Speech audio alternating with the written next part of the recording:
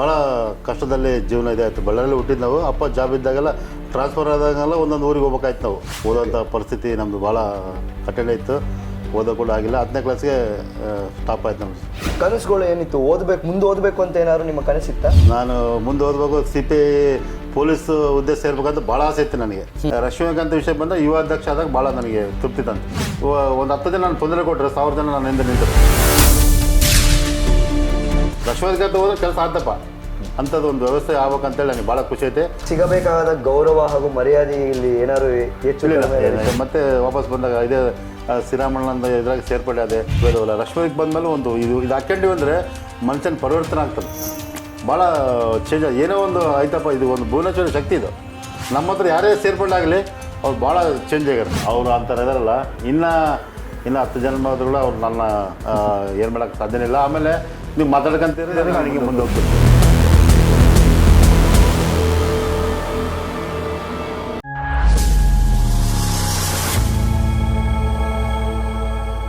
ನಮಸ್ಕಾರ, ಒಂದೇ ಮಾತರಂ, ಜೈ ಹಿಂದ್, ಜೈ ಕರ್ನಾಟಕ. ಪ್ರೀತಿಯ VTV ಬಳ್ಳಾರಿ ವೀಕ್ಷಕರೇ, ನಾನು ನಿಮ್ಮ ಮನೆ ಮಗ ಅರ್ನಾಲ್ಡ್ ವಿಜಯ್. ನನ್ನ ಬಳಿ ಇಂದು ಒಂದು ಸಾಧಕರು, ಒಬ್ಬ ಒಳ್ಳೆ ಲೀಡರ್ ಹಾಗೂ ನಿಮ್ಮ ಬಳಿಯಿಂದನೇ ಅವರು ಬೆಳೆದಂತಹ ನಿಮ್ಮೂರಿನ ವ್ಯಕ್ತಿಯಾಗಿರ್ತಾರೆ. ಅವ್ರು ಬೇರೆ ಯಾರು ಅಲ್ಲ, ನಿಮ್ಮ ಎಲ್ಲರ ಪ್ರೀತಿಯ G. Rajashekhar alias Koteraj sir ಅವರು. Sir, welcome to the show. Sir, welcome to our journey junction show. So ಇವಾಗ ನಮ್ಮ ಜರ್ನಿ ಜಂಕ್ಷನ್ ಅಲ್ಲಿ ನಿಮ್ಮ ಜರ್ನಿ, ಜೀವನ ಶೈಲಿ, ನೀವು ಚಿಕ್ಕ ವಯಸ್ಸಿಂದ ಇಂದಿಗೆವರೆಗೂ ನಡೆದು ಬಂದ ಜೀವನ ಹಾದಿ, ಅದರ ಬಗ್ಗೆ ಜನರಿಗೆ ಪರಿಚಯ ಮಾಡಿಕೊಡೋಣ. ಸರ್, ನಿಮ್ಮ ಬಾಲ್ಯದಲ್ಲಿ ನಿಮ್ಮ ಜೀವನ ಹೇಗಿತ್ತು? ಸರ್, ನಮ್ಮದು ಚಾರನಗರ ಅಂತೇಳಿ ಇಲ್ಲಿ ನಮ್ಮ ಬಳ್ಳಾರಿ ಜಿಲ್ಲೆ ಸೊಳ್ಳೂರು ತಾಲೂಕಿನಾಗ ಬರುತ್ತೆ. ಅಲ್ಲೇ ನಮ್ಮ ಅಪ್ಪರು P1 ಆಗಿದ್ದರು. ಅಲ್ಲೇ ಅಪ್ಪರು P1 ಆಗಿದ್ದರು. ಡ್ಯಾಮು ಎಲ್ಲ ನಾರಾಯಣ ಡ್ಯಾಮ್ಗೆ ಅಪ್ಪ ವಾಚ್ಮನ್ ಇದ್ದರು. ಭಾಳ ಕಷ್ಟದಲ್ಲಿ ಜೀವನ ಇದೆ ಆಯಿತು. ಬಳ್ಳಾರಿಯಲ್ಲಿ ಹುಟ್ಟಿದ್ದು ನಾವು. ಅಪ್ಪ ಜಾಬ್ ಇದ್ದಾಗೆಲ್ಲ ಟ್ರಾನ್ಸ್ಫರ್ ಆದಾಗೆಲ್ಲ ಒಂದೊಂದು ಊರಿಗೆ ಹೋಗ್ಬೇಕಾಯ್ತು ನಾವು. ಫಸ್ಟು ತಾನಾರ ಟ್ರಾನ್ಸ್ಫರ್ ಆಯಿತು, ಆಮೇಲೆ ಗುಲ್ಬರ್ಗ ಆಯಿತು.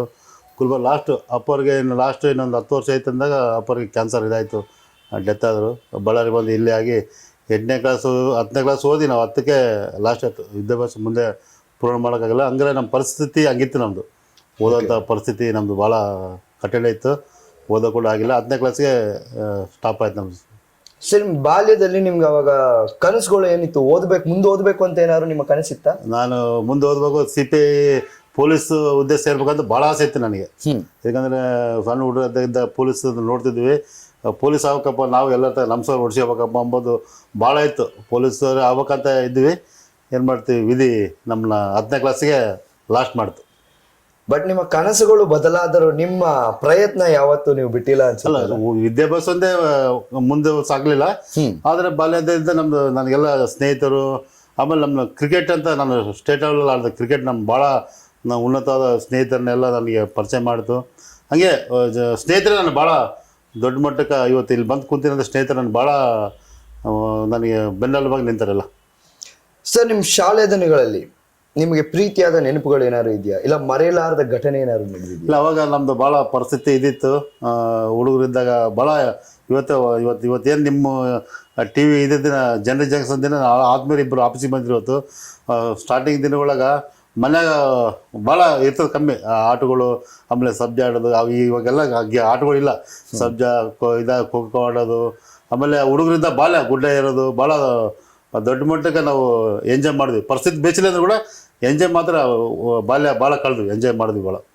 ಸೊ ಬಾಲ್ಯದ ನೆನಪುಗಳು ಸದಾ ನಿಮ್ಮ ಹತ್ರ ಸದಾ ಇವತ್ತು ಕೂಡ ನಾವು ಅರ್ಧ ಗಂಟೆ ನಾವು ಆದ್ಮೇಲೆ ಹತ್ರ ಅದೇ ಹಂಗಿದ್ವಿ ಹಿಂಗಿದ್ವಿ ಅಂತೆಲ್ಲ ಮಾತಾಡ್ಕೊಂತ ಭಾಳ ಕಾಲ ಕಳೆದ್ವಿ. ಇವತ್ತು ಕೂಡ ನೆನಪು ಮಾಡ್ಕೊಂಡ್ವಿ ಬಾಲ್ಯ ದಿನಗಳು. ಅಷ್ಟು ಖುಷಿಯಾಗಿದ್ದ ನಮ್ಮ ಕೊರಟೆ ರಾಜ್ ಅವರು ಏನಕ್ಕೆ ದಿಢೀರ್ ಅಂತ ಕರ್ನಾಟಕ ರಕ್ಷಣಾ ವೇದಿಕೆಯನ್ನು ಆಯ್ಕೊಂತಾರೆ? ಇಲ್ಲ, ನಾವು ಹಂಗೆ ಫಸ್ಟು ಎಲೆಕ್ಟ್ರಿಕಲ್ ಕೆಲಸ ಮಾಡ್ತಿದ್ದೆ, ಕರೆಂಟ್ ಕೆಲಸ ಮಾಡಿದೆ. ಆಮೇಲೆ ನಮ್ಮ 10ನೇ ಕ್ಲಾಸ್ ಫೇಲ್ ಆದಮೇಲೆ, ಪಾಸ್ಗಳಾಗಿಲ್ಲ ನಾನು, ಫೇಲ್ ಆದಮೇಲೆ ಎಲೆಕ್ಟ್ರಿಕಲ್ ಕೆಲಸ ಮಾಡಿದೆ. ಆಮೇಲೆ ಗೋಡೆ ಕೆಲಸ ಮಾಡಿದ್ವಿ. ಆಮೇಲೆ ಕ್ರಿಕೆಟ್ ಆಡ್ಕೊಂತಿದ್ದಾಗ ಹಂಗೆ ಇದ್ದಾಗ ನೋಡ್ತಿದ್ದೆ ಈ ಶಾಲೆ ಹಾಕೊಂಡು ಹೋಗ್ತಿದ್ರು. ಸುಮ್ಮನೆ ನಮ್ಮನ್ನು ಕಾರ್ಯಕರ್ತರ ಕರ್ಕೊಂಡು ಹೋಗ್ತಿದ್ರು ಜನ. ಕಾರ್ಯಕರ್ತ ಕರ್ಕೊಂಡು ಇದ್ರಾಗ ಏನಾಯ್ತು ಅಂತೇಳಿ ಫಸ್ಟು ಸಂಘಟನೆ ನಾವೇನು ಇದಾಗಿಲ್ಲ. ಸುಮ್ಮನೆ ಅವರಿಂದ ಫಾಲೋವರ್ಸ್, ಹೋದ್ರೆ ಊಟ ಸಿಗ್ತೈತಪ್ಪ ಅಮ್ಮ ಲೆಕ್ಕಕ್ಕೆ ಹೋದ್ವಿ.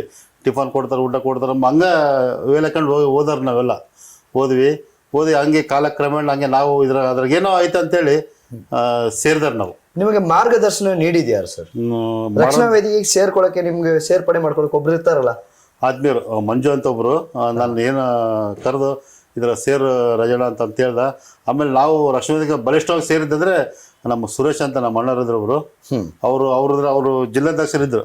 ನಾನು ಮಾಮೂಲು ಕಾರ್ಯಕರ್ತಾಗಿ ಅವ್ರ ರಕ್ಷಣೆಗೆ ಸೇರ್ಪಡಾಗಿ ಹಂಗೆ ನಾವು ಇವತ್ತಿಗೆ 2000 ಇಸ್ವಿಯಿಂದ 2000 ಇಸ್ವಿಯಾಗ ಸೇರಿರೋದು ನಾವು ಲಕ್ಷೋದಿಗೆ. ಇವತ್ತಿಗೆ ನಾವು ಕಾರ್ಯಕರ್ತರಾಗಿ ಆಮೇಲೆ ನಗರ ಇದಾಗಿ ಒಂದು ಈ ಜಿಲ್ಲಾ ಯುವಾಧ್ಯಕ್ಷ 6 ವರ್ಷ ಇದ್ದೆ. ಇವತ್ತು ಜಿಲ್ಲಾಧ್ಯಕ್ಷ ಆಗಿ 5 ವರ್ಷ ಆಯ್ತು. ನಾನು ಜಿಲ್ಲಾಧ್ಯಕ್ಷ ಆಗಿ ಬಳ್ಳಾರಿ ವಿಜಯನಗರ 2 ಆಗಿನಿ. ಸರ್, ನಮ್ಮ ಜೀವನದಲ್ಲಿ ಇವಾಗ ನೀವು ನಡೆದು ಬಂದ ಹಾದಿ ನಾವು ನೋಡಕ್ ಹೋದ್ರೆ ನೀವು ಹೇಳ್ದಂಗೆ ಇವಾಗ ನೀವು ಬಾಲ್ಯದಲ್ಲಿ ಒಳ್ಳೆ ಕ್ರಿಕೆಟ್, ಒಳ್ಳೆ ಸ್ಪೋರ್ಟ್ಸ್ ಮ್ಯಾನ್ ಆಗಿರ್ತೀರ. ಜೊತೆಗೆ ನಿಮ್ಮ ಸ್ನೇಹಿತರ ಬಳಗ ಕೂಡ ತುಂಬಾ ಚೆನ್ನಾಗಿ ಸೊ ನಿಮ್ಗೊಂದು ಪ್ರೀತಿ ವಿಶ್ವಾಸ ನಿಮ್ಮ ಸ್ನೇಹಿತರಿಂದ ಸಿಕ್ಕಿರುತ್ತೆ. ನೀವು ಮೊದಲನೇ ಬಾರಿ ಕರ್ನಾಟಕ ರಕ್ಷಣಾ ವೇದಿಕೆ ಆ ಧ್ವಜ ಅವರ ಕೊರಳಲ್ಲಿರೋದು ನೋಡಿ ಪ್ರೀತಿಯಿಂದ ಅವ್ರನ್ನ ಹಿಂಬಾಲಿಸ್ಕೊಂಡು ಹೋಗ್ತೀರಾ. ಅಲ್ಲಿಂದ ಇಲ್ಲಿವರೆಗೂ ನೀವು ಮಾಡ್ಕೊಂಡ್ ಬಂದಿರೋ ಸಾಧನೆಗಳಲ್ಲಿ ಮರೆಯಲಾರದ ಒಂದು ಘಟನೆ ಒಂದು ಅಂದ್ರೆ ಹೇಳಕ್ಕಿಲ್ಲ. ನನಗಿದು ಸದಾ ನೆನಪಲ್ಲಿ ಇರುತ್ತೆ, ಇದು ಯಾವತ್ತಿಗೂ ನಾನು ಮರೆಯಕ್ ಆಗದೇ ಇಲ್ಲ ಅನ್ನೋ ಒಂದು ಘಟನೆ.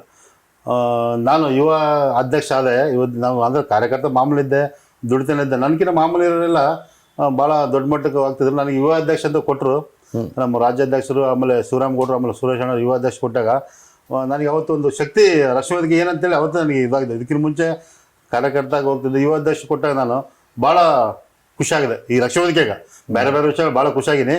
ರಕ್ಷಣೆಗೆ ಅಂತ ವಿಷಯ ಬಂದ ಯುವ ಅಧ್ಯಕ್ಷ ಆದಾಗ ಭಾಳ ನನಗೆ ತೃಪ್ತಿ ತಂತು. Very nice. ಅದೇ ಥರ ನಿಮ್ಮ ಜೀವನದಲ್ಲಿ ನಿಮಗೆ ಒಂದು ದುಃಖಗಳು, ಇವಾಗ ನಿಮಗೆ ರಕ್ಷಣಾ ವೇದಿಕೆಯಲ್ಲಿ ನಿಮಗೆ ಯುವ ಅಧ್ಯಕ್ಷ ಪಟ್ಟ ಕೊಟ್ಟಿದ್ದು ನಿಮಗೆ ಬಹಳ ಖುಷಿಯಾಗಿತ್ತು.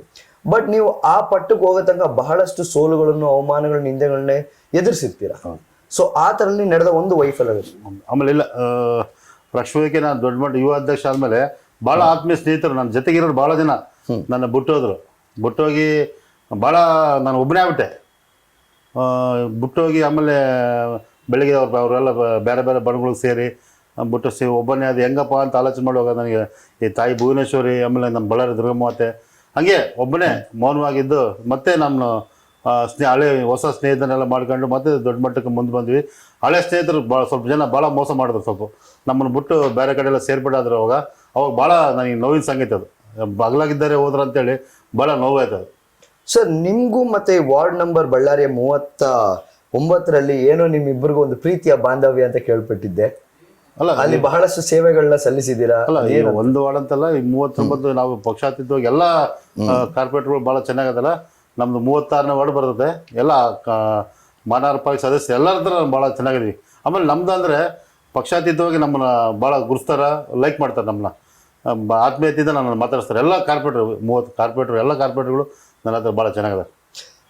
ಸೊ ಹಾಗಾದ್ರೆ ನೀವು ಯುವ ನಾಯಕನಾಗಿ ಸೇರ್ಕೊಂಡಾಗಿಂದ ಎಷ್ಟು ಜನನ ನೀವು ಸೇರ್ಪಡೆ ಮಾಡಿಸ್ಕೊಂಡ್ರಿ? ಯುವ ನಾಯಕ ಸೇರ್ಪಟ್ಟಾದಾಗ ನಾನು ಅಷ್ಟು ಇದಾಗಲಿಲ್ಲ. 6 ವರ್ಷ ಮಾಡಿದೆ. ಯುವ ನಾಯಕ ಆದಾಗ ನಾನು ಹಿಂದೆನೇ ಇದ್ದೆ. ಯುವ ನಾಯಕ ಹಿಂದೆ ಇದ್ದೆ. ಮುಂದೋಗಕ್ಕೆ ಅವಕಾಶ ಬರಲಿಲ್ಲ. ಒಂದು 6 ವರ್ಷ ಕೆಳಗಡೆ ನಮ್ಮ ರಾಜ್ಯಾಧ್ಯಕ್ಷರು ಮತ್ತು ಸುರೇಶ್ ಅಂತೇಳಿ ಜಿಲ್ಲಾಧ್ಯಕ್ಷರು ಮಾಡಿದ್ರು. ನನ್ನ ಜಿಲ್ಲಾಧ್ಯಕ್ಷ ಮಾಡಿದಾಗಿದ್ದ ಭಾಳ ದೊಡ್ಡ ಮಟ್ಟಕ್ಕೆ ಬಳ್ಳಾರಿ ನಗರ ಒಂದು 2050 ಜನ ಐತೆ ಮೆಂಬರು. ನಾನು ಬಳ್ಳಾರಿ ವಿಜಯನ 2ಕ್ಕೆ ಅಧ್ಯಕ್ಷ ಇದ್ದೀನಿ. 12,000 ಜನ ಐತೆ. 12,000 ಜನ ಬಳ್ಳಾರಿ ವಿಜಯನಗರ. ಸೊ ನಿಮ್ಮ ಬಳಗದಲ್ಲಿ ಏನಿಲ್ಲ ಅಂದ್ರೂ ಸರಿ ಸುಮಾರು ಒಂದು 12,000 ರಿಂದ 15,000 ಜನ. 12,000 ಜನ ಇದ್ದಾರೆ. 2,050 ಜನ ಐತೆ. ಸೊ ನಿಮ್ಮ ಜೀವನದ ಪಯಣದಲ್ಲಿ ನಿಮ್ಗೆ ಇವಾಗ ಏನಾಗುತ್ತೆ, ಪ್ರತಿಯೊಬ್ಬ ಮನುಷ್ಯನಿಗೂ ನಾವು ಎಷ್ಟೇ ಜನಸೇವೆ ಮಾಡ್ಕೊಂಡು ತೊಡಗಿದ್ರು ನಮಗೆ ಬೆನ್ನೆಲುಬಾಗಿ ಅಟ್ಲೀಸ್ಟ್ ನಮ್ಮ ಮನೆಯವರು ನಮ್ಮ ಜೊತೆಗೆ ಇರಬೇಕು. ಹಾಗೆ ನಿಮ್ಮ ಮನೆಯ ಬೆಂಬಲ ಹೇಗಿದೆ? ಇನ್ನೊಂದು ನಮ್ಮ ಕುಟುಂಬ ಅಂದರೆ ಭಾಳ ಆತ್ಮೀಯತೆ ಐತೆ. ಅವರು ನಮ್ಮ ಅಣ್ಣ ಅಂದರೆ ಅಪ್ಪ ಸತ್ತು ಒಂದು 25 ವರ್ಷ ಆಯಿತು. ಇವತ್ತು ನಮ್ಮ ಅಣ್ಣನೇ ಇವತ್ತು ತಂದೆ ಸ್ಥಾನದಲ್ಲಿ ನಿಂತು ಇವತ್ತೆಲ್ಲ ಪ್ರತಿಯೊಂದು ಇವತ್ತು ನಾನು ಏನು ಇವತ್ತು ಇಷ್ಟು ದೊಡ್ಡ ಮಟ್ಟಕ್ಕೆ ಹೋಗ್ತಾಯಿದ್ದೀನಿ ಅಂದರೆ ನಮ್ಮ ಅಣ್ಣನ ನಾನೆಲ್ಲ ಇವತ್ತು ಇದು ನೋಡ್ಕೊಂತಿರೋದು. ಮನೇಲಿ ನನಗೆ ಸ್ವಲ್ಪ ಕೂಡ ಜವಾಬ್ದಾರಿ ಇಲ್ಲ. ಇವಾಗ ಕೂಡ ಈ ಕ್ಷಣಕ್ಕೂ ನನಗೆ ಜವಾಬ್ದಾರಿ ಇಲ್ಲ. ನಮ್ಮ ಅಣ್ಣನ ನನ್ನ 2 ಮಕ್ಕಳಾದರೂ ಆಮೇಲೆ ಇದಾದರೆ ನಮ್ಮ ಅಣ್ಣನಿಗೆ ಜವಾಬ್ದಾರಿ ಐತೆಲ್ಲ. ಆಮೇಲೆ ಒಬ್ಬನ 4 ಜನ ಅಣ್ಣ ತಮ್ಮ ನಾವು ಎಲ್ಲ ನನಗೆ ಆತ್ಮಹತ್ಯೆ ಆಗಿದ್ವಿ.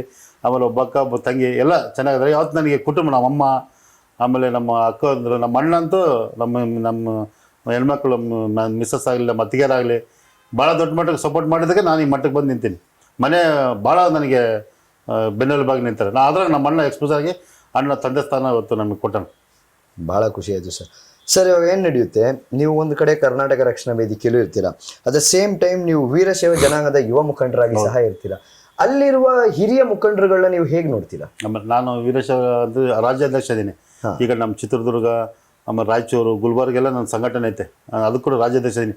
ಅಖಿಲ ಕನ್ನಡ ವೀರಶೈವ ಲಿಂಗಾಯತ ಸಂಘ ಅಂತೇಳಿ ರಾಜ್ಯಾಧ್ಯಕ್ಷ ಇದ್ದೀನಿ. 3 ಜಿಲ್ಲೆದಾಗ ಐತೆ. ಎಲ್ಲ ಸಮಾಜದಾಗ ನಾನು ಭಾಳ ಆತ್ಮೀಯತೆಯಾಗ ದೊಡ್ಡವರು ತಮ್ಮನಂಗೆ ನೋಡ್ತಾರೆ, ಸಣ್ಣವರು ಅಣ್ಣನಂಗೆ ನೋಡ್ತಾರೆ. ಭಾಳ ಆತ್ಮೀಯತೆಯಾಗಿ ನಮ್ಮ ಸಮಾಜ ನನ್ನ ಪ್ರೀತಿ ಮಾಡ್ತಾರೆ, ಭಾಳ ದೊಡ್ಡ ಮಟ್ಟಕ್ಕೆ ಪ್ರೀತಿ ಮಾಡ್ತಾರೆ. ಎಲ್ಲರ ಬಳಿಯಲ್ಲಿ ಪ್ರೀತಿಯನ್ನು ಸಂಪಾದನೆ ಮಾಡಿದ್ದೀರಾ ಅಂತೀರಾ? ಅದೇ ನಾವು ಹೆಂಗಿರ್ತೀವಿ ಅಂದರೆ ಆ ಕಡೆಯವರು ಕೂಡ ಹಂಗೆ ಇರ್ತಲ್ಲ, ನಾವೆಲ್ಲರ ಆತ್ಮೀಯತೆಯಾಗಿರ್ತೀವಿ.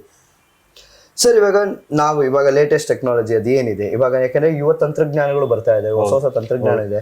ಇವಾಗ ನೀವು ನಿಮ್ಮ ಮುಂದಿನ ಇವಾಗ ರಾಜಕೀಯಕ್ಕೆ ನೀವು ಬರ್ಬೇಕಾದ್ರೆ ನೀವುಗಳು ಆ ಒಂದು ಕಾಲಘಟ್ಟದಿಂದ ಬಂದ ಕಾರಣ ಇವಾಗ ನೀವು ತಂತ್ರಜ್ಞಾನ ಅಳವಡಿಸ್ಕೋಬೇಕಾಗುತ್ತೆ ಇನ್ನು ಮುಂದೆ ಹೋಗ್ಲಿಕ್ಕೆ.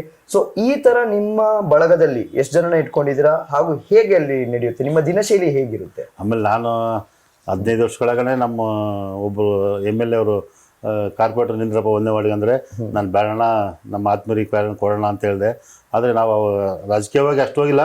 ನಾನು ಬಳ್ಳಾರಿ BJP ಜಿಲ್ಲಾ ಪ್ರಧಾನ ಕಾರ್ಯದರ್ಶಿ. ಭಾಳ ದೊಡ್ಡ ಮಟ್ಟಕ್ಕೆ ನನಗೆ ಅವಕಾಶ ಬಂದು ನಾನು ಇಷ್ಟ ಬೀಳಿಲ್ಲ, ನಮ್ಮವ್ರಿಗೆ ಇದು ಮಾಡೋಣ ಅಂತೇಳಿ ಹೋಗಲಿಲ್ಲ. ಮುಂದೆ ನೋಡೋಣ ನೀನು. ಸರ್, ಇದ್ರ ಬಗ್ಗೆ ನೀವು ಹೇಳಿದ ತಕ್ಷಣ ಒಂದು ಕ್ವಶನ್ ಫ್ಲಾಶ್ ಆಯಿತು. ಈ ನಮ್ಮ ಕರ್ನಾಟಕ ರಕ್ಷಣೆ ವೇದಿಕೆ ಅಂತ ಸಂಘ ಥರ ಬಹಳಷ್ಟು ಅನೇಕ ಸಂಘಗಳು ಹುಟ್ಟಿಕೊಂಡಿದ್ದಾವೆ. ಇದು ಏನಕ್ಕೆ ಅವಶ್ಯಕತೆ ಇತ್ತಾ, ಇಲ್ಲ ಅದರಿಂದ ನಮ್ಮ ಕನ್ನಡ ಜನಾಂಗಗಳಿಗೆ ಏನೆಲ್ಲ ತೊಂದರೆಗಳು ಸಮಸ್ಯೆಗಳು ಎದುರಿಸ್ಬೋದು? ಆಮೇಲೆ ಇದು ಒಳ್ಳೆ ಪ್ರಶ್ನೆ. ಕನ್ನಡ ಸಂಘಟನೆ ಆದಂಗೆಲ್ಲ ನಮ್ಮ ಕನ್ನಡಿಗರು ಒಳ್ಳೇದಲ್ಲ. ಇವಾಗ ಕನ್ನಡ ಇವತ್ತು ಇದು ಬಳ್ಳಾರಿ ಗಡಿ ಭಾಗ, ಎಷ್ಟೇ ಸಂಘಟನೆ ಆದರೂ ಕೂಡ ಕನ್ನಡಿಗರ ಸಂಖ್ಯೆ ಹೆಚ್ಚಾಗ್ತದೆ, ಕಮ್ಮಿ ಅಂತ ಆಗಲ್ಲ. ಕನ್ನಡಿಗರ ಸಂಖ್ಯೆ ಹೆಚ್ಚಾಗ್ತದೆ ಹಂಗೆ ಅನ್ಕೋಬೋದಲ್ಲ ನಾವು. ಇವಾಗ ಕನ್ನಡಿಗರ ಸಂಖ್ಯೆ ಹೆಚ್ಚಾಯ್ತಪ್ಪ, ಕಮ್ಮಿ ಏನಾಗಲಿಲ್ಲ. ಇವರು ಯಾವ ಸಂಘಟನೆ ಮಾಡ್ಕೊಂಡ್ರೂ ಕೂಡ ಒಂದು ಸಂಘಟನೆ 10 ಜನ ಇದ್ರಂದ್ರೂ ಕೂಡ ನಮ್ಮ ಕನ್ನಡಿಗರಲ್ಲ ಜನಸಂಖ್ಯೆ ಹೆಚ್ಚಾಯ್ತದೆ. ನನ್ನ ಭಾವನೆ ಅದು. ಬೇರೆ ಯಾರಿಗೇನಿರ್ಬೋದು, ಇವತ್ತು ಎಷ್ಟೇ ಸಂಘಟನೆ ಆದರೂ ಕೂಡ ನಮಗೆ ನಾವು ಎಲ್ಲರ ತಗ ಚೆನ್ನಾಗಿದ್ದೀವಿ. ಇವಾಗ ಸಂಘಟನೆ ಮಾಡೋದು ಸಂಘಟನೆ, ಹೊರಗಡೆ ಬಂದು ಎಲ್ಲ ಅಣ್ಣ ತಮ್ಮರು ಇದ್ದಂಗೆ ಅದೀವಿ. ಸಂಘಟನೆ ಹೆಚ್ಚಾದಂಗೆಲ್ಲ ನಮ್ಮದು ಕನ್ನಡಿಗರದು ಸಂಖ್ಯೆ ಹೆಚ್ಚಾಯ್ತು ಅಂತ ನನ್ನ ಭಾವನೆ. ಇದು ಗಡಿ ಭಾಗ ಅಲ್ಲ, ಹೌದು, ಕನ್ನಡಿಗರ ಸಂಖ್ಯೆ ಹೆಚ್ಚಾಯ್ತಪ್ಪ ಅನ್ಕೊಂತೀನಿ ನಾನು. ನಿಜಕ್ಕೂ ಒಳ್ಳೇದು. ಸರ್, ಇವಾಗ ನಿಮ್ಮ ನಾಯಕತ್ವದಲ್ಲಿ ನಿಮ್ಮ ಏನು ಜರ್ನಿ ಇದೆ, ಇದರಲ್ಲಿ ಹಲವಾರು ಸಮಸ್ಯೆಗಳನ್ನ ಎದುರಿಸಿರ್ತೀರಾ. ಆ ಥರ ಎಲ್ಲ ಅದನ್ನ ಹೇಗೆ ಎದುರಿಸಿ ಮುಂಬರಕ್ಕಾಯ್ತು? ಸ್ಟಾರ್ಟಿಂಗು ಸ್ವಲ್ಪ ಹಂಗೆ ನನ್ಗೆ ಭಾಳ ಸಮಸ್ಯೆ ಆಯಿತು. ಸಂಘಟನೆ ಮಾಡುವಾಗ ಇರ್ತಾರೆ ಹಂಗೆ ಹಲವಾರು ವಿವಾದಗಳು ಸಹ ಮಧ್ಯದಲ್ಲಿ. ಆಮೇಲೆ ನನಗೆ ಸ್ವಲ್ಪ ತೊಂದರೆ ಮಾಡಿದ್ರೆ ನಾನು ಭಾಳ ಆತ್ಮೀಯರು ಅದರ ಹೆಸರು ಹೇಳ್ಕೊಂತಂದ್ರೆ ಭಾಳ ದೊಡ್ಡ ಮಟ್ಟಕ್ಕೆ ಹೆಸರೈತೆ. ಒಂದು 10 ಜನ ನಾನು ತೊಂದರೆ ಕೊಟ್ಟರೆ 1000 ಜನ ನನ್ನ ಹಿಂದೆ ನಿಂತರು. 10 ಜನ ನನಗೆ ತೊಂದರೆ ಕೊಟ್ಟು ಹಿಂಗೆ ಅಂತೇಳಿ ಎಲ್ಲ ಮಾಡಿದ್ರು. ಆದ್ರೂ ನನ್ನ ಆತ್ಮೀಯರು ಸ್ನೇಹಿತರು ಇಲ್ಲೇ ನನ್ನ ಜೊತೆಗೆ ಬಂದ್ರಲ್ಲ, ಇವರೆಲ್ಲ ನನ್ನ ಬೆನ್ನಿಗೆ ಯಾವತ್ತು ನಿಂತಾರೆ, ಯಾವತ್ತು ಮುಂದೆ ಕೂಡ ಇರ್ತಾರೆ. ಇವತ್ತು ನಾನು ಏನು ಬೆಳೆದೀನಿ ಅಂದರೆ ನಮ್ಮ ಸ್ನೇಹಿತರು, ನಮ್ಮ ಕುಟುಂಬ, ಇವೆಲ್ಲ ಆತ್ಮೀಯರು ಎಲ್ಲ ಹಂಗೆ ಇದೀವಿ ನಾವು. ನಿಮ್ಮ ಜೀವನದಲ್ಲಿ ನೀವು ಕಲಿತು ಬಂದ ಪಾಠ ಮತ್ತು ನೀವು ಇದನ್ನು ಮಾಡಬಾರ್ದಿತ್ತು ಅಂತ ಹೇಳೋದಿದ್ರೆ ಏನಿರ್ಬೋದು? ಮಾಡಬಾರ್ದು ಅಂಥದ್ದೇನು ಮಾಡಲಿಲ್ಲ ನಾನು. ಮಾಡಬಾರ್ದು ಅಂಥದ್ದೇನಿಲ್ಲ. ಅದು ಒಂದು 2-3 ವಿಷಯ ಹೇಳ್ತೀನಿ ನಿಮಗೆ, ಮುಂದೆ ಹೇಳ್ತೀನಿ.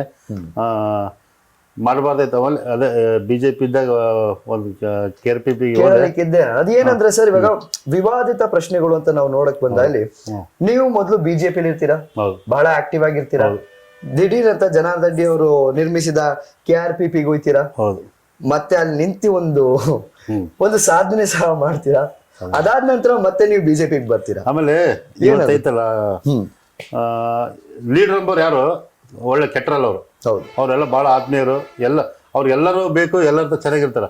ಆಮೇಲೆ ಲೀಡ್ರಿಂದ ಹಿಂಬಾಲಕರು ಇರ್ತಾರಲ್ಲ, ಅವರಿಂದ ನನಗೆ ಸಮಸ್ಯೆ ಆಯ್ತಾ. ಲೀಡ್ರಿಂದ ಯಾರು ಇದೇ ಸೋಮಶೇಖರ ರೆಡ್ಡಿ ಆಗಿಂದಾಗಲಿ, ಜನಾರ್ದನ್ ರೆಡ್ಡಿಯಿಂದಾಗಲಿ, ಶ್ರೀರಾಮಣ್ಣ ಆಗಲಿ, ಮತ್ತು ನಮ್ಮ ಅರುಣ ಮಕ್ಕಳಿಂದ ಯಾರಿಂದ ನನಗೆ ತೊಂದರೆ ಆಗಿಲ್ಲ. ಆಮೇಲೆ ನಮ್ಮ ಕಾಂಗ್ರೆಸ್ ಲೀಡ್ರು, ನಮ್ಮ ಗಣೇಶ್ ಆಗಲಿ, ಭರತ್ ಆಗಲಿ, ಆಮೇಲೆ ನಮ್ಮ ನಾಗೇಂದ್ರ, ಯಾರಿಂದ ನನಗೆ ತೊಂದರೆ ಆಗಲಿಲ್ಲ. ತೊಂದರೆ ಅಂದರೆ ಹಿಂಬಾಲಕರೇ. ನಾವು ಅದೇ ಸ್ವಲ್ಪ ಹಿಂಬಾಲಕರಿಂದ ಸಮಸ್ಯೆ ಆಯಿತು. ಅವು ನಾನು KRPPಗೆ ಹೋದೆ. KRPPಗೆ ಏನು ವ್ಯವಸ್ಥೆ ಚೆನ್ನಾಗೈತೆ ಅಂತಂದರೆ ಅಲ್ಲಿ ಕೂಡ ಸ್ವಲ್ಪ ನನಗೇನು ಮನಸ್ಸಿಗೆ ಸಮಾಧಾನ ಆಗಲಿಲ್ಲ. ನಾನು ಸಮಾಧಾನ ಆಗಿಲ್ಲ ಅಂದರೆ ಅಲ್ಲಿರೋಂಗಿಲ್ಲ. ಯಾವುದೇ ಇದರಲ್ಲಿ ಅದೆಷ್ಟೇ ದುಡ್ಡು ಮರದ ಕೊಡ್ತಾರೆ ಅಂದರೆ ನನ್ನ ಮನಸ್ಸಿಗೆ ಒಪ್ಪಿದ್ರೆ ಅಲ್ಲಿರ್ತೀನಿ, ಇಲ್ಲಿದ್ರೆ ನಾನು ಸಾಧನೆ ಇರೋಕ. ಒಂದು 3-5 ತಿಂಗಳ ನಾನು ಮತ್ತೆ ಮರಳಿ ಗೂಡಿಗೆ BJP ಬಂದು, ನಾನು ಆದರೆ ಬಂದರೆ ಕಾಂಗ್ರೆಸ್ಗೆ ಹೋಗ್ಬೇಕಲ್ಲ. ನಾನು BJP ಸೋತಿದ್ರು BJP ಬಂದಿಲ್ಲ ಅಂದರೆ ನಾನು ಅವ್ರ ಮೇಲೆ ಒಂದು ವಿಶ್ವಾಸ. ಇವತ್ತೆಲ್ಲ ಪಕ್ಷಗಳು ಚೆನ್ನಾಗಿದೆ. ಒಂದು ಕಡೆ ನೀವು ಪಕ್ಷ ಬದಲಾಯಿಸಿದಾಗ ನಿಮಗೆ ಸಿಗಬೇಕಾದ ಗೌರವ ಹಾಗೂ ಮರ್ಯಾದೆ ಇಲ್ಲಿ ಏನಾದ್ರು ಹೆಚ್ಚು? ಆಮೇಲೆ ಈಗ ನಾನು 3 ತಿಂಗಳಾಯ್ತು ನಾನು KRPP 3-5 ತಿಂಗಳಿದೆ. ಮತ್ತೆ ವಾಪಸ್ ಬಂದಾಗ ಇದೇ ಶ್ರೀರಾಮಣ್ಣ ಇದ್ರಾಗ ಸೇರ್ಪಡೆ ಅದೇ. ಆಮೇಲೆ ಸೋಮಶೇಖರ ಇವತ್ತಿಗೆ ನಾನು ಒಂದು ಮದುವೆ ಕೂಡ ಸಿಕ್ಕಿದ್ದು ಇವತ್ತು. ಇಲ್ಲ, ಯಾವ ಲೀಡರ್ ನನ್ನ ಮೇಲೆ ಹಂಗೆ ಇದಾಗಿಲ್ಲ. ಏನಂದ್ರೆ ಹಿಂಬಾಲಕರು ಅದರಲ್ಲ, ಅವರು ಎಲ್ಲಿ ನಾವು ಈತ ಬಂದ್ಬಿಟ್ರೆ ಜೀರೋ ಆಗ್ಬಿಡ್ತೀವಿ ಅಂತೇಳಿ ಅವ್ರು ನನಗೆ ತೊಂದರೆ ಭಾಳ ತೊಂದರೆ ಕೊಟ್ಟರು. ಕಾರಣದ ಮುಖಾಂತರ ನಿಮಗೆ ಹಿಂಭಾಗದಿಂದ ತೊಂದರೆ ಆಮೇಲೆ ಅವ್ರು ಲೀಡ್ರ್ ಕೂಡ ಸ್ವಲ್ಪ ಜನ ಹೇಳಿದ್ರು, ಲೀಡ್ರ್ ಒಂದು 2% ಒಬ್ಬರಿಬ್ಬರು ಲೀಡ್ರ್ ಅವ್ರ ಮಾತು ಕೇಳಿದ್ರು. ಹಂಗೆ ಆಗಿ ನನಗೆ ಬೇಜಾರಾಗಿ ನಾನು ಮತ್ತೆ BJPಗೆ ಬಂದೆ. ಸೊ ಸರ್, ಇವಾಗ ಒಂದ್ ಕಡೆ ನೀವು ಸಪೋರ್ಟಿಂಗ್ ಅಂತ ಮಾಡಿದ್ರೆ, ಇವಾಗ ಬರ್ತದೆ ಚುನಾವಣೆಗಳು ನಡೀತಾ ಇರ್ತದೆ, ಸೊ ನೀವು ಅರುಣಾಲಕ್ಷ್ಮಿ ಮೇಡಮ್ ಸಪೋರ್ಟ್ ಮಾಡ್ತೀರಾ ಅಲ್ಲ ಸೋಮಶೇಖರ್ ಸರ್ ಸಪೋರ್ಟ್ ಮಾಡ್ತೀರಾ? ಇದು ಒಳ್ಳೆ ಪ್ರಶ್ನೆ ಆಯ್ತು. ಅಂದ್ರೆ ಇದು ಜನರ ಪ್ರಶ್ನೆ ಆಗಿರುತ್ತೆ ಸರ್ ಇದು. ಇಲ್ಲ, ನಾನು ಹೇಳ್ತೀನಿ. ಆಮೇಲೆ ಸೋಮಶೇಖರ್ ರೆಡ್ಡಿ 2 ಸಲ MLA ಆಗ್ಯಾರ. ಬಳ್ಳಾರಿ ಮನೆ ಗೊತ್ತು ಅವರಿಗೆ. ಸೋಮಶೇಖರ್ ರೆಡ್ಡಿ ಕೊಟ್ಟರೆ ಒಳ್ಳೇದು. ಆಮೇಲೆ ಅರುಣಮ್ಮಕ್ಕ ಕೂಡ ಒಳ್ಳೆ ಒಂದೇ ನಿಮ್ಮ ಬೆಂಬಲ ಯಾರಿಗಿರುತ್ತೆ ಪ್ರತ್ಯೇಕವಾಗಿ? ಯಾಕಂದ್ರೆ ಇಬ್ಬರ ಮೇಲೂ ಪ್ರೀತಿ ಇದ್ದೇ ಇರುತ್ತೆ. ಪಕ್ಷ ಯಾರಿಗೆ ಕೊಟ್ಟರು ಮಾಡ್ತೀವಿ. ಸೋಮಶೇಖರ್ ರೆಡ್ಡಿ ಇದ್ರೆ ಒಳ್ಳೇದು. ಸೊ ನಿಮ್ಮ ಸಾಥ್ ಯಾವತ್ತು ಸೋಮಶೇಖರ್ ರೆಡ್ಡಿ ಅವರು ಹೇಳ್ತೀರಾ? ಓಕೆ ಸರ್, ಇದ್ರ ಜೊತೆಗೆ ಇನ್ನು ಒಂದು ಸಣ್ಣ ಪ್ರಶ್ನೆ ರಾಜಕೀಯದ ಬಗ್ಗೆ. ಇವಾಗ ರಾಜಕೀಯದಲ್ಲಿ ನಿಮ್ಮ ಪವರ್ ಏನಿದೆ ಅಂತ ಎಲ್ರಿಗೂ ಜನ ಗೊತ್ತೇ ಇದೆ. ಸೊ ಇದ್ರ ಜೊತೆ ಇವಾಗ ನೀವು ಸೋಮಶೇಖರ್ ರೆಡ್ಡಿ ಸರ್ ಅವರು ಸಪೋರ್ಟ್ ಮಾಡ್ತೀರಿ ಅಂದ್ರೆ ಜೊತೆಗೆ ನಿಮ್ಮ ಪ್ರೀತಿ ವಿಶ್ವಾಸ ಅರುಣಾ ಮೇಡಮ್ ಬಳಿಯಲ್ಲೂ ಇದ್ದೇ ಇರುತ್ತೆ. ಸೊ ಹೇಗೆ ಇದನ್ನ ನಡೆಸ್ಕೊಂಡ್ ಬರ್ಬೇಕು ಅಂತ ಹೇಳಿದ್ರೆ? ಆಮೇಲೆ ಅರುಣಮ್ಮಕ್ಕ ಅವರಾಗಲಿ, ನಮ್ಮ ಜಯದಳ್ ಸರ್ ಆಗಲಿ, ಸೋಮಶೇಖರಾಗಲಿ, ಇವತ್ತು ನನ್ನ ಮೇಲೆ ನಾವು ರೈತಿಗೆ ಏನು ದ್ವೇಷಲ್ಲೇ ಇಲ್ಲ. ಅವರು BJP ಇವತ್ತು ನಾನು BJP ಇದ್ದೀನಿ. ಇವತ್ತು ಬೇರೆ ಪಕ್ಷ ಇದ್ದರೆ ಅವ್ರೇನು ಅಪ್ಪಿತಪ್ಪಿ ಏನು ಅವರು ಏನು ಯಾವ್ದು ಪಕ್ಷ ಮಾಡಿದ್ರೆ ನಾನೇ ಅದೇ ಮಾಡ್ಬೇಕಾಗುತ್ತೆ. ಹಂಗೇನು ಯಾರ ತಗೇನು ವೈಯಕ್ತಿಕ ಇಲ್ಲ. ಈ ವೈಯಕ್ತಿಕ ಅನ್ನೋದು ಇವಾಗ ಯಾರ ಹೆಸರು ಲೀಡರ್ ಇರೋದಲ್ಲ ಅವ್ರು ಹಿಂದಿರೋದ್ದೇ ನನಗೆ ಸಮಸ್ಯೆ ಆಗಿತ್ತು. ಇವತ್ತೆಲ್ಲ ಅದನ್ನೆಲ್ಲ ಸರಿಪಡಿಸ್ಕೊಂಡು ಚೆನ್ನಾಗಿ ಇದು ಮಾಡ್ತದೆ. ಸೊ ನಿಮ್ ಪ್ರಕಾರ ನಾನು ಆಲ್ರೆಡಿ ಒಂದ್ಸತಿ ಅರುಣಾಲಕ್ಷ್ಮಿ ಮೇಡಮ್ನ ಗೆಲ್ಸ್ಬಿಡಿ, ಸೋಮಶೇಖರ್ ಸರ್ ನಾನು ಗೆಲ್ಲಿಸ್ಬೇಕು ಅಂತ ನೀವು ಸಿದ್ಧರಿದ್ದೀರಾ? ಇಲ್ಲ, ಅರುಣಮ್ಮಕ್ಕನ್ನ ಅಂದ್ರೆ ಗೆಲ್ಸೋದಂತೆಲ್ಲ ಜನ ತೀರ್ಮಾನ ಮಾಡ್ಬೇಕಾದ್ರೆ ಗೆಲ್ಸೋದು. ನಾನು ಕಷ್ಟ ಈ ಸತಿ ನಿಮ್ಮ ಆಕಾಂಕ್ಷಿ ಯಾರು ಇರ್ತಾರೆ? ಇವಾಗ MLA ಟಿಕೆಟ್ ಕೊಡೋದ್ರೆ ಯಾರು ಕೊಡ್ಬೋದು? MLA ನಮ್ಮ ಲೋಕಲ್ ಅಂದ್ರೂ ಸಹ ನಿಮ್ಗೆ ಗೊತ್ತಾಯ್ತು ಎಲ್ಲ ಹೇಳ್ದಲ್ಲ ಅವರೇ ನಿಮಗೆ ಯಾರಿಗೆ ನಾನು ಇದು ಮಾಡ್ತೀನಿ ಅಂತ ಹೇಳ್ದಲ್ಲ. ಇಲ್ಲಿ ಯಾರಿಗೆ ಕೊಟ್ಟರು ಮಾಡ್ತೀವಿ. ಅದು ಸೋಮಶೇಖರ್ ಕೊಟ್ಟರೆ ಒಳ್ಳೇದಂತ ಹೇಳ್ದೆ ನಾನು. ಒಳ್ಳೇದು, ಯಾಕಂದ್ರೆ 2 ಸಲ ಗೆದ್ದಾರ. ಮನೆಗೆಲ್ಲ ಭಾಳ ಇದು ಚಿರಪರಿಚಿತರದಾರ. ಭಾಳ ದೊಡ್ಡ ಮಟ್ಟಕ್ಕೆ ಫ್ಯಾನ್ಸ್ ಎಲ್ಲ ಸಾರಿಗೆ ಅದಾರ. ಹಂಗಾಗಿ ಅವ್ರಿಗೆ ಕೊಟ್ಟರೆ ಒಳ್ಳೇದಂತ. ಸರಿ, ರಾಜಕೀಯದಲ್ಲಿ ವಿವಾದಿತ ಪ್ರಶ್ನೆಗಳು ಹಲವಾರು ಇರ್ತವೆ. ಆ ತರ ನೀವೆಂದಾದ್ರೂ ವಿವಾದದಲ್ಲಿ ಸಿಲುಕಿದ್ದುಂಟ? ಯಾವ ತರ ವಿವಾದ? ಅವಾಗ KRPP ಸೇರಿದಾಗ ಏನೇನೋ ಸ್ವಲ್ಪ ಜನ ಆಲೋಚನೆ ಮಾಡಿದ್ರು. ಆದ್ರೂ ಕೂಡ ನಾನೇನು ಬಗ್ಲಿಲ್ಲ. ಅದರೊಳಗೆ KRPP ಸೇರಿದ್ರೆ ಕೂಡ ನಾನು ಭಾಳ ದೊಡ್ಡ ಮಟ್ಟಕ್ಕೆ ಅವ್ರಿಗೆ ಲೀಡ್ ಕೊಟ್ಟೆ ಅಂದ್ರೆ ಅವ್ರಿಗೆಲ್ಲ ನಾವು ಏನು ಮಾಡಿವಲ್ಲ ವಾರ್ಡ್ನಾಗ KRPP ಫುಲ್ ಲೀಡ್ ಕೊಟ್ಟಿವಿ. ನಾನು ಯಾವುದೇ ಪಕ್ಷ ಮಾಡ್ಬೇಡ, ಮನಸ್ಫೂರ್ತಿಯಾಗಿ ಕೆಲಸ ಮಾಡ್ತೀನಿ. ಓಕೆ. ಸೊ ಏನೇ ಮಾಡಿದ್ರು ಶ್ರದ್ಧೆ ಭಕ್ತಿ ಮಾಡ್ತೀನಿ. ಅದನ್ನ 3 ತಿಂಗಳು ಎಲೆಕ್ಷನ್ ಇದ್ರೆ 3 ತಿಂಗಳು ನಾವು ಮಲ್ಕೊಂಡಂಗಿಲ್ಲ. ಯಾವ ಪಕ್ಷಕ್ಕೆ ಮಾಡಿದ್ರು ಯಾವುದೇ ಇರಲಿ ಅದು, ಆ ಪಕ್ಷಕ್ಕೆ ಮಾಡಿದ್ರೆ ಭಾಳ ತೃಪ್ತಿಯಾಗಿ ಕೆಲಸ ಮಾಡ್ತೀವಿ ಮತ್ತು ಭಾಳ ಸ್ಟ್ರಾಂಗ್ ಆಗಿ ಕೆಲಸ ಮಾಡ್ತೀವಿ. ಸೂಪರ್. ಸೊ ಸರ್, ಇವಾಗ ಮುಂದೆ ನಿಮ್ಮ ಜೀವನದಲ್ಲಿ ನೆಕ್ಸ್ಟ್ ತಗೊಳ್ಳುವ ಸ್ಟೆಪ್ಗಳೇನಿರುತ್ತೆ? ನಿಮ್ಮ ಗುರಿ ಏನಿದೆ? ಅದೇ ಈ ರಕ್ಷವೇದಿಕೆ ಐತಲ್ಲ, ಇವತ್ತು ನಾನು ಬಳ್ಳಾರಿ ಹೊಸಪೇಟೆ 2 ಅದೀನಿ. ಎಲ್ಲ ಕಡೆ ಪ್ರತಿ ಹಳ್ಳಿಗೂ ಈ ಸಂಘಟನೆ ಭಾಳ ದೊಡ್ಡ ಮಟ್ಟಕ್ಕೆ ತಗೊಂಡು ಹೋಗ್ಬೇಕಂತೇಳಿ ಪ್ರಯತ್ನ ಮಾಡ್ತಿದ್ದೀನಿ. ಹಂಗೆ ನನಗೆ ಬೆಂಬಲ ಕೊಡ್ತಿದಾರೆ. ಪ್ರತಿ ಬಳ್ಳಾರಿ ಹೊಸಪೇಟೆ ಐತಲ್ಲ, ಬಳ್ಳಾರಿ ರಕ್ಷವೇದಿಕೆ, ಆ ರಕ್ಷವೇದಿಕೆ ಅಂದರೆ ಏನೇ ಒಂದು ಐತಪ್ಪ ಅವ್ರ ಹತ್ರ ಹೋದ್ರೆ ನ್ಯಾಯ ಸಿಗುತ್ತೆ ಅಂತ ಬರೋಂಥ ಪರಿಸ್ಥಿತಿ ಮಾಡ್ಕೊಡ್ಬೇಕಂಬ ನನಗೆ ಭಾಳ ಆಸೆ ಐತೆ. ರಕ್ಷವೇದಿಕೆ ಅಂತ ಹೋದ್ರೆ ಕೆಲಸ ಆಗ್ತಪ್ಪ ಅಂಥದ್ದು ಒಂದು ವ್ಯವಸ್ಥೆ ಆಗ್ಬೇಕಂತೇಳಿ ನನಗೆ ಭಾಳ ಖುಷಿ ಐತೆ. ಅದನ್ನು ನಾನು ಪ್ರಯತ್ನ ಮಾಡ್ತಿದ್ದೀನಿ. ಇವಾಗ ಸಹ ನೀವು ಹಲವಾರು ಕೇಸ್ಗಳನ್ನ ತಗೊಂತಾ ಇದ್ದೀರಾ, ನೀವು ನ್ಯಾಯ ಕೊಡಿಸ್ತಾ ಇದ್ದೀರಾ ಅಂತ ಕೇಳಿಪಟ್ಟೆ. ಸರ್, ಈ ತರ ನಿಮ್ಗೆ ಯಾವ ಕೇಸಲ್ಲಿ ನಿಮ್ಗೆ ಇದೊಂದು ಇಲ್ಲಪ್ಪ ನನಗೆ ಈ ತರ ಸಮಸ್ಯೆ ಒಂದು ಬಂತು, ಆದ್ರೆ ಈ ಸಮಸ್ಯೆನ ನಾನು ಬಗೆಹರಿಸೋದಕ್ಕೆ ನನ್ನ ಕೈಲಿಂದ ಆಗದೆ ನಾನು ಮತ್ತೆ ಮೇಲಾಧಿಕಾರಿಗಳಾಗಿರ್ಬೋದು ಇಲ್ಲ ಇನ್ನೊಂದು ಸ್ಟೆಪ್ ಮೇಲ್ಗಡೆ ಅವ್ರ ತಂಗ ನಾನು ಪ್ರಯತ್ನ ಮಾಡಿ, ಆ ತರ ಯಾವ್ದಾದ್ರು ಘಟನೆಗಳಿದೆಯಾ? ಭಾಳ ಇವಾಗ ನನ್ನ ಕೈಲಿ ಆಗೋವಂಥವ್ರು ಸತ್ಯ. ಇನ್ನೊಂದು, ನಾವು ಯಾವುದೇ ತಗೊಂಡ್ರು ಕೂಡ ಸತ್ಯ ಎಲ್ಲಿರುತ್ತೆ ಅಲ್ಲೇ ಇರ್ತೀವಿ. ಆಮೇಲೆ ಯಾರೋ ಭಾಳ ಜನ ಬರ್ತಾರ, ಯಾರು ಸುಳ್ಳು ಅವು ಅಂಥವೆಲ್ಲ ಇಲ್ಲ. ಸತ್ಯ ಏನೈತೆ ಅದಕ್ಕೆ ಭಾಳ ಪ್ರಯತ್ನ ಪಟ್ಟು ಅವ್ರಿಗೆ ಗೆಲುವು ಇದು ಮಾಡಿಕೊಟ್ಟಿವಿ. ಆಮೇಲೆ ಸಮಸ್ಯೆಗಳು ಭಾಳ ಇರ್ತಾವೆ. ಈ ಗಂಡಿನ ಸಮಸ್ಯೆ ಇರಲಿ ಅವು ಸತ್ಯ ಎಲ್ಲೈತೆ ಅದನ್ನು ಭಾಳ ನಾವು ಕೆಲಸ ಮಾಡಿಕೊಡ್ತೀವಿ. ನ್ಯಾಯದ ಪರ ನಿಂದಿರ್ತೀವಿ. ಸಮಸ್ಯೆ ಅಂತ ಬಂದ ನನ್ನ ಕೈಲಿ ಆದರೆ ನಾನು ಮಾಡ್ತೀನಿ. ಇಲ್ಲಿಂದ ದೊಡ್ಡವರಿದ್ದಾಗ ಅವ್ರಿಗೆ ಕೂಡ ಹೇಳಿ ಅಣ್ಣ ಅಂತ ಕೆಲಸ ಮಾಡ್ಕೊಡ್ರೆ ಅವ್ರು ಕೂಡ ಇವತ್ತು ಯಾರಿಗೆ ಫೋನ್ ಮಾಡಲಿ ನಮ್ಮ ಫೋನ್ ಹೋದ್ರೆ ಕೆಲಸ ಮಾಡಿಕೊಡ್ತಾರೆ. ಅದು ನನಗೆ ಭಾಳ ತೃಪ್ತಿ ಇರುತ್ತೆ. ಸೊ ಈಗ ನೀವು ನಡೆದು ಬಂದ ಜೀವನದ ಹಾದಿಯನ್ನು ಒಂದು ವಾಕ್ಯದಲ್ಲಿ ಜನಗಳಿಗೆ ತಿಳಿಸ್ಬೇಕು ಅಂದ್ರೆ ನೀವು ಹೇಗೆ ಹೇಳ್ತೀರಾ? ಇಷ್ಟಷ್ಟು ಏರುಪೇರುಗಳೇ ಇರ್ತವೆ ನಿಮ್ಮ ಗ್ರಾಫ್. ನೀವು ಯಾಕಂದ್ರೆ ನೀವು ಬಡ ಕುಟುಂಬದಿಂದ ಹುಟ್ಟಿ ಅಲ್ಲೂ ಒಂದು ನೀವು ಒಂದ್ ವೇಳೆ ಒಂದು ಸ್ಪೋರ್ಟ್ಸ್ ಅಲ್ಲಿ ನೀವು ನ್ಯಾಷನಲ್ ಲೆವೆಲ್ ಪ್ಲೇಯರ್ ಕೂಡ ಆಗಿರ್ಬೋದು, ಬಿಕಾಸ್ ಆ ಟೈಮಲ್ಲಿ ನಿಮ್ದು ಗ್ರೂಪ್ ಚೆನ್ನಾಗಿತ್ತು, ಅದನ್ನು ಕೇಳಿಪಟ್ಟೆ. ಸೊ ಆದ್ರೆ ನೀವು ಕರ್ನಾಟಕ ರಕ್ಷಣಾ ವೇದಿಕೆ ನಾಯಕ ಅಂತೀರಾ, ಅದರಲ್ಲೂ ಕನ್ನಡ ಜನಗಳಿಗೆ ಸೇವೆ ಮಾಡ್ಬೇಕಾದ ಪ್ರೀತಿಯಿಂದ ನಿಂತಿರ್ತೀರಾ, ಇನ್ನೂ ಸೇವೆ ಮಾಡ್ತಾನೆ ಇದ್ದೀರಾ. ಸೊ ಇದರಲ್ಲಿ ನಿಮ್ಮ ಜೀವನಗಳನ್ನ ತೊಡಗಿಸ್ಕೊಂಡು ಇವಾಗ ಮುಂದೆನೂ ನೀವು ಇದೇ ಸೇವೆಯಲ್ಲಿ ತೊಡಗಿಸ್ತೀರಾ ಇಲ್ಲ ರಾಜಕೀಯದಲ್ಲಿ ಬೇರೆ ಏನಾದ್ರು ಬದಲಾವಣೆಗಳು ಮಾಡುವ ನಿರ್ಧಾರ ಏನಾದ್ರು ತಗೊಂಡಿದ್ದೀರಾ? ಈ ಸದ್ಯಕ್ಕಂತೂ ರಾಷ್ಟ್ರವೇದಿಕೆನೆ. ಇನ್ನೊಂದು ಏನು ಮುಖ್ಯವಾಗಿ ಹೇಳ್ಬೇಕಂದ್ರೆ ನಮ್ಗೆ ಸಿಕ್ಕಿರೋಂಥ ರಾಜ್ಯಾಧ್ಯಕ್ಷರು ಇದಾರಲ್ಲ ನಮಗೆ ಶಿವರಾಮೇಗೌಡರು ಅಂತೇಳಿ ಅವರು ನಮಗೆ ಒಂದು ತಂದೆ ಸ್ಥಾನದಾಗೆ ನಿಂತಾರ. ಪ್ರತಿಯೊಂದು ಅವರು ನನಗೆ ಈ ಮೈಕ್ ನೋಡಿದ್ರೆ ಓಡೋಗ್ತಿದ್ದೆ. ಇವತ್ತು ಅವರೆಲ್ಲ ರಾತ್ರಿ 12 ಗಂಟೆವರೆಗೆ ನೀವು ಫೋನಾಗ ಮಾತಾಡಿ ಹಿಂಗಾಗಬೇಕು ಇವತ್ತು ಈ ಮಟ್ಟಕ್ಕೆ ನಾನು ತಂದಾರ. ಆಮೇಲೆ ಭಾಳ ದೊಡ್ಡ ಮಟ್ಟಕ್ಕೆ ರಾಷ್ಟ್ರವೇದಿಕೆ ನಾನು ಮುಂದಕ್ಕೆ ಹೋಗೋಕೆ ಶಿವರಾಮೇಗೌಡರು ನಮ್ಮ ಆತ್ಮೀಯರೆಲ್ಲ ಐತೆ. ಈ ಸದ್ಯಕ್ಕಂತೂ ಬೇರೆ ಆಲೋಚನೆ ಮಾಡಿಲ್ಲ. ರಾಷ್ಟ್ರವೇದಿಕೆನೇ ಮುಂದುವರ್ಬೇಕಂತ ಇದ್ದೀನಿ. ಮುಂದೆ ನೋಡೋಣ, ಮುಂದೆ ನೋಡಿ ರಾಜಕೀಯದ ಏನಾಯ್ತು. ಅವಕಾಶ ಅವೆಲ್ಲ ಇದ್ದು 15 ವರ್ಷಗಳಾಗಿದ್ದು ನಾನು ಹೋಗಿಲ್ಲ. ಮುಂದೆ ನೋಡೋಣ, ನಾವು ಅವಕಾಶ ಸಿಕ್ಕರೆ. ಇವಾಗ ಸದ್ಯಕ್ಕಂತ ಇಲ್ಲ, ಮುಂದೆ ನೋಡೋಣ ರಾಜಕೀಯ. ಸರ್, ನಿಮ್ಮ ನಾಯಕತ್ವವನ್ನು ನೋಡಿ ಹಲವಾರು ಯುವಕರು ಕೂಡ ನಿಮ್ಮನ್ನ ಹಿಂಬಾಲಿಸ್ಕೊಂಡ್ ಬರ್ತಾ ಇರ್ತಾರೆ. ಸೊ ಹಾಗೆ ನಿಮ್ಮ ಯುವಕರುಗಳಿಗೆ ನೀವೇನ್ ಸಂದೇಶ ತಿಳಿಸ್ಲಿಕ್ಕೆ? ಅಲ್ಲ, ಅದು ಈ ರಾಷ್ಟ್ರವೇದಿಕೆ ಸೇರಿದಾಗಿದ್ದ ಭಾಳ ನಾನು ಭಾಳ ಚೇಂಜ್ ಆಗಿದೆ, ಭಾಳ ನಾನು ಚೇಂಜ್ ಕಾಣುತ್ತೆ. ಆಮೇಲೆ ಈಗಿನ ಕಾಲದ ಈ ಡ್ರಗ್ಸು ಅವೆಲ್ಲ ಇವೆಲ್ಲ ರಾಷ್ಟ್ರವೇದಿಕೆ ಬಂದಮೇಲೆ ಇದು ಹಾಕೊಂಡಿವಿ ಅಂದರೆ ಮನುಷ್ಯನ ಪರಿವರ್ತನೆ ಆಗ್ತಾನೆ. ಭಾಳ ಚೇಂಜ್ ಏನೋ ಒಂದು ಆಯ್ತಪ್ಪ, ಇದು ಒಂದು ಭುವನೇಶ್ವರಿ ಶಕ್ತಿ ಇದು. ಆಮೇಲೆ ಈ ಹುಡುಗರು ಕೂಡ ಹೇಳ್ತೀನಿ, ಭಾಳ ಜನ ಸೇರ್ಪಡೆ ಆಗ್ತದಾರ. ಈಗಿನ ಕಾಲದ ನೋಡ್ರಿ ಭಾಳ ಕಮ್ಮಿ, ಬಳ್ಳಾರಿಗಳು ಭಾಳ ಕಮ್ಮಿ ಆಕೈತೆ ಬಂತು. ಈ ಡ್ರಗ್ಸ್ ಆಗಲಿ ಇದಾಗಲಿ ಸ್ವಲ್ಪ ಒಂದು ಕಮ್ಮಿ ಆಯಿತು. ನಮ್ಮ ಹತ್ರ ಯಾರೇ ಸೇರ್ಪಡೆ ಆಗಲಿ ಅವ್ರು ಭಾಳ ಚೇಂಜ್ ಆಗ್ಯಾರ. ಇವತ್ತೆಲ್ಲ ಈ ಮನ್ಯಾಗ ಸುಮ್ಮನೆ ತಿರ್ಗಾಡೋರು ಇರ್ತಾರ, ಅಲ್ಲಿ ಗಲಾಟೆಗಳು ಮಾಡ್ಕೊಂತ ಅವರೆಲ್ಲ ಚೇಂಜ್ ಆಗಿ ರಾಷ್ಟ್ರವೇದಿಕೆನ ಹೋರಾಟ ಮಾಡ್ಕೊಂತ ಅಲ್ಲಿ ಜನರು ನ್ಯಾಯ ಮಾಡ್ಕೊಂತಾನೆ ಕಾಲ ಇದು ಮಾಡ್ತಾರೆ. ಸರ್, ನೀವು ಕೆಲವು ಈವಾಗಲೇ ಸ್ವಲ್ಪ ಹೊತ್ತಿಗೆ ಮುಂಚೆ ನಾವು ನಿಮ್ಮ ಜೀವನದ ಸಂತೋಷದ ಘಟನೆ ಕೇಳಿದಾಗ ನೀವು ಮೊದಲು ಯುವ ನಾಯಕರಾಗಿದ್ದಾಗ ನಿಮ್ಗದು ಬಹಳ ಸಂತೋಷಕರ ಘಟನೆ ಅಂತ. ಆದ್ರೆ ಸರ್, ನಾವು ಯುವ ನಾಯಕರಾಗಿದ್ದಾಗ ಇವಾಗ ಜಿಲ್ಲಾಧ್ಯಕ್ಷರಾಗ ತನಕ ನಿಮ್ಮ ಜರ್ನಿ ತುಂಬಾ ದೊಡ್ಡದಿತ್ತು. ಇದರ ಮಧ್ಯದಲ್ಲಿ ಇದನ್ನ ನಾನು ಮರೆಯಕ್ಕೆ ಆಗದಿರುವಂತ ಘಟನೆ ಅಂತ ಏನಾದ್ರು ಒಂದು ಘಟನೆ, ಮರೆಯಲಾರದ ಘಟನೆ ನಿಮ್ಮ ನಾಯಕತ್ವದಲ್ಲಿ ನಡೆದಿದ್ದು? ನಾನು ಮಾಡಿದ ಕೆಲಸ ಭಾಳ ಆಗಿದ್ದಾವೆ. ಆಮೇಲೆ ಮಾನವಿ ಜಲಾಶಯ ಅಂತ ಅಗ್ರಬೊಮ್ಮಳ ಬರುತ್ತಲ್ಲ, ಅಲ್ಲಿ ನೀರಿಂದು ವ್ಯವಸ್ಥೆ ಅಲ್ಲಿ ಆ ಭಾಗದಾಗೆಲ್ಲ ನೀರು ಭಾಳ ಸಮಸ್ಯೆ ಇತ್ತು ನೀರಿಂದು. ಈ ಡಿಶಾಪ್ಸ್ದಾಗ ಒಂದು ವಾರ ಕುಂತೀವಿ, ಸತ್ಯಾಗ್ರಹ ಕುಂತು ಅದನ್ನ ನೀರು ಬರೋ ವ್ಯವಸ್ಥೆ ಮಾಡಿದ್ವಿ.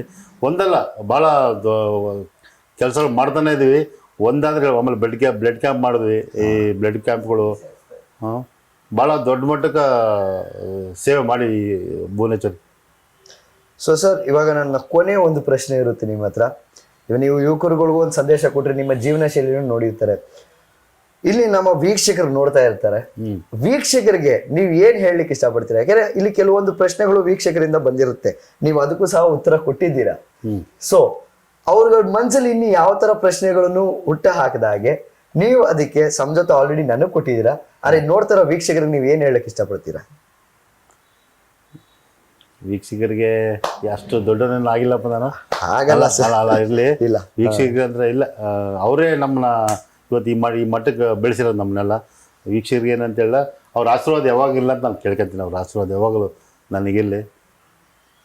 ಸೊ ಕೊನೆಯದಾಗಿ ಸರ್, ನಮ್ಮ ಜರ್ನಿ ಜಂಕ್ಷನ್ ಪ್ರೋಗ್ರಾಮ್ನಲ್ಲಿ ನಿಮ್ಮ ಬಾಲ್ಯದ ಕನಸುಗಳನ್ನು ನೀವು ಮೆಟ್ಟಿ ನಿಂತು ಇವಾಗ ಒಂದು ಹೋರಾಟಗಾರರಾಗಿ ಕರ್ನಾಟಕ ರಕ್ಷಣಾ ವೇದಿಕೆಯ ಒಂದು ಅಧಿಕಾರಿಯಾಗಿ ನಿಂತಿರ್ತೀರಾ.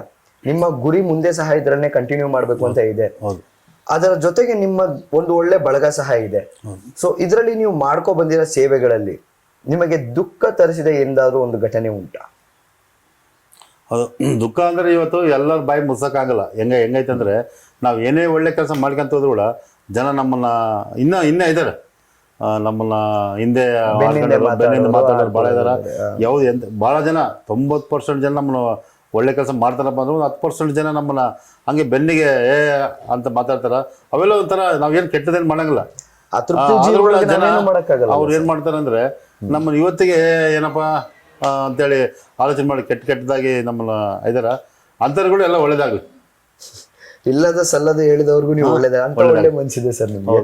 ಬಟ್ ಅವ್ರಿಗೆ ಏನಾದ್ರು ಒಂದು ನೀವು ನೇರ ನುಡಿ ಏನಾದ್ರು ಹೇಳಿ ಅವಲ್ಲ ಅವ್ರಿಗೆಲ್ಲ ದೇವರೇ ಇದು ಮಾಡ್ಬೇಕು. ಯಾಕಂದ್ರೆ ಇವತ್ತು ಎಲ್ಲತ್ತಲ್ಲಿ ಎಲ್ಲರನ್ನ ಒಳ್ಳೇದ್ ಮಾಡ್ಕೊಳಕ್ ಸಾಧ್ಯ ಇಲ್ಲ. ದೇವ್ರನ್ನೇ ಜನ ಬಿಡವಲ್ರು, ನಾವೇ ಆ ಲೆಕ್ಕ ಅಂತಾರ ಇದಾರೆ. ಆಮೇಲೆ ಏನೇ ಮಾಡ್ತೀವಿ ಅಂದ್ರೂ ಕೂಡ ಈ ನಮ್ಮಿಂದ ಮಾತಾಡೋರಂತೂ ಭಾಳ ಜನ ಇದಾರೆ. ಅಂಥವ್ರಿಗೆಲ್ಲ ಮತ್ತೆ ಇವತ್ತು ಮಾತಾಡಿಲ್ಲ ಅವ್ರಿಗೆಲ್ಲ ಒಂದು ಇದಾಗಬೇಕು ಅವ್ರಿಗೆ. ಇಲ್ಲ, ಇದು ಖಂಡಿತ ಅವ್ರಿಗೆ ಹೋಗಿ ಮುಟ್ಟುತ್ತೆ. ಅದೇ ಕಾರಣನೇ ನಾನು ನಿಮ್ಮನ್ನ ಹಲವಾರು ಪ್ರಶ್ನೆಗಳನ್ನು ಕೇಳಿದ್ದೇನೆ. ಆದ್ರೆ ನನಗೆ ಏನ್ ಬೇಕಿತ್ತು ಅಂದ್ರೆ ಸರ್, ಈ 10% ಜನ ಇದಾರಲ್ಲ, ಅವ್ರ ಎಂದಿಗೂ ತೃಪ್ತಿ ಆಗಲ್ಲ. ಬೆನ್ನಿಂದೆ ಮಾತಾಡೋರು ಬೆನ್ನಿಂದನೇ ಉಳ್ಕೊಂಡ್ಬಿಡ್ತಾರೆ. ಸೊ ಅಂತವ್ರಿಗೆ ನಾವು ಇವಾಗ ನಾವ್ ಹೇಳ್ತೀರ, ಬೊಗ್ಳೆ ನಾಯಿ ಕಲ್ಲೊಡಿದ್ರು ಅದು ವ್ಯರ್ಥವೇ, ಆಯ್ತಾ? ಸೊ ಅವ್ರಿಗೆ ನೀವು ಏನಾದ್ರು ಒಂದು ಮಾತು ತಿಳಿಸ್ತೀರಾ, ಇಲ್ಲ ನಿಮ್ಗೆ ಏನಾದ್ರು ಒಂದು ಸ್ಟೇಟ್ಮೆಂಟ್ ಕೊಡಕ್ಕಿದ್ಯಾ? ಅಲ್ಲ, ಅವ್ರು ಅಂತಾರೆ ಇದಾರಲ್ಲ, ಇನ್ನ 10 ಜನ್ಮ ಆದ್ರೂ ಅವ್ರು ನನ್ನ ಏನ್ ಮಾಡಕ್ ಸಾಧ್ಯನೇ ಇಲ್ಲ. ಆಮೇಲೆ ನೀವು ಮಾತಾಡ್ಕಂತೀರಿ, ನಾನು ಹಿಂಗೆ ಮುಂದೆ ಹೋಗ್ತಿರ್ತೀನಿ. ಖಂಡಿತ. ಹಂಗಾರ ಅವ್ರು ಮಾತಾಡ್ಕೊಂತಾನೆ ಇರ್ತಾರ, ನಾವು ಮುಂದೆ ಹೋಗ್ತಾನೆ ಇರ್ತೀವಿ. ಅಂತಾರೆ ಕೂಡ ಒಳ್ಳೇದಾಗ್ಲಿ. ಇನ್ನು ನನ್ನ ಬಗ್ಗೆ ಎಲ್ಲ ಬೇರೆ ಬಗ್ಗೆ ಕೂಡ ಎಲ್ಲರ ಬಗ್ಗೆ ಸಂಘಟನೆ ಅಂದ್ರೆ ಭಾಳ ಜನ ಸ್ವಲ್ಪ ಜನ ಕಮ್ಮಿ ಆಲೋಚನೆ ಮಾಡಿರೋದ್ರ. ನಮ್ಮ ಈ ವೇಲ್ ಹಾಕೊಂಡ್ರೆ ಭಾಳ ಕಮ್ಮಿ ಆಲೋಚನೆ ಮಾಡಿ ನೋಡಿರೋದ್ರ. ಅವು ವೇಲ್ ಹಾಕೊಂಡು ಭಾಳ ದೊಡ್ಡ ಮಟ್ಟಕ್ಕೆ ಹೋಗ್ಬೋದಂತ ಕೂಡ ನಾವು ನಮ್ಮ ಶಿವರಾಮಗೌಡ ರಾಜ್ಯಾಧ್ಯಕ್ಷರು, ಬಳ್ಳಾರಿ ಕೂಡ ನಾವು ಕೂಡ ಇದ್ವಿ. ಯಾಕಂದ್ರೆ ಬಳ್ಳಾರಿಗೆ 2,000 ಜನ ನಮ್ಮ ಜೊತೆಗೆ ಬರ್ತಾರೆ ಅಂದ್ರೆ ಅವ್ರೇನು ದಡ್ರಲ್ಲ. ಹೌದಾ? ಬಳ್ಳಾರಿ ಹಾಸ್ಪಿಟಲ್ 12,000 ಜನ ಅಂದ್ರೆ ಅವ್ರೇನು ಅವ್ರ ಮನೆ ಫ್ಯಾಮಿಲಿ ಸಾಕ್ತೀವ. ಇದು ಹಾಕ್ಯಂಬಂದ್ರೆ ಅವ್ರಿಗೆ ಲಾಸು, ಒಂದಿನ ಕೂಲಿ ಹೋಯ್ತು. ನಮ್ಮ ಜೊತೆಗೆ ಬರ್ತಾರಂದ್ರೆ ಅವ್ರು ಸೇವ್ ಮಾಡಕ್ ಬರ್ತಾರಂದ್ರೆ ಅವ್ರಿಗೇನು ಒಳ್ಳೇದಾಗಿದ್ರಲ್ಲ. ಇವಾಗ 90% ಜನ ನಮ್ಮ ಕಡೆ ಇದ್ದಾಗ 10% ಜನ ಏನು ಇದು ಮಾಡಕತ್ತ, ಹಂಗೆ ಬೈಕ್ ಅಂತಾನೆ ಅವ್ರು ಅಷ್ಟೇ.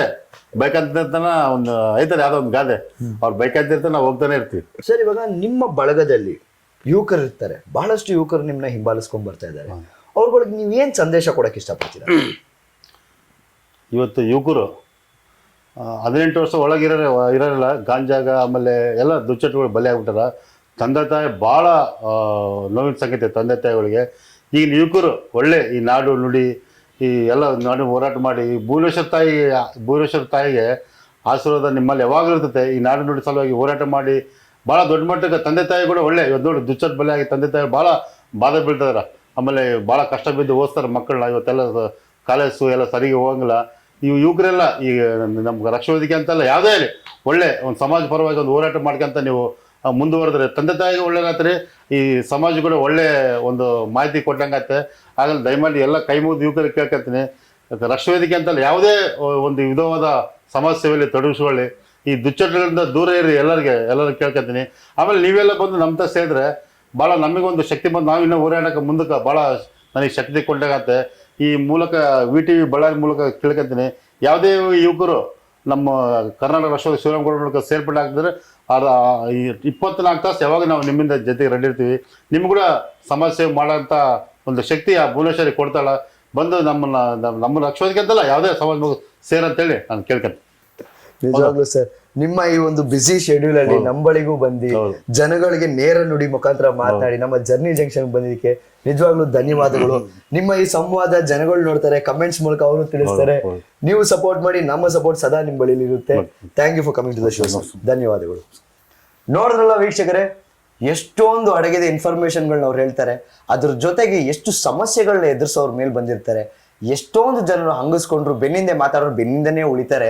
ನಾವ್ ಯಾವತ್ತು ನಮ್ಮ ಮುಂದೆ ನೋಡ್ಕೊಂಡು ನಮ್ಮ ಗುರಿಯತ್ತ ಸಾಗ್ಬೇಕು ಅಂತ ಒಂದು ಒಳ್ಳೆ ಸಂದೇಶ ನಮ್ಗೆ ಕೊಡ್ತಾರೆ. ಇದಾಗಿರುತ್ತೆ ನಮ್ಮ ಇಂದಿನ ಜರ್ನಿ ಜಂಕ್ಷನ್ ಶೋ. ಮತ್ತೆ ನೋಡ್ತಾ ಇರಿ, ಇನ್ನೊಬ್ರು ಸಾಧಕರು ಲೀಡರ್ ಒಂದಿಗೆ ಬರ್ತಾ ಇರ್ತೀನಿ. ಅಲ್ಲಿ ತನಕ ನೀವು ಸದಾ ನೋಡ್ತಾ ಇರಿ VTV ಬಳ್ಳಾರಿ.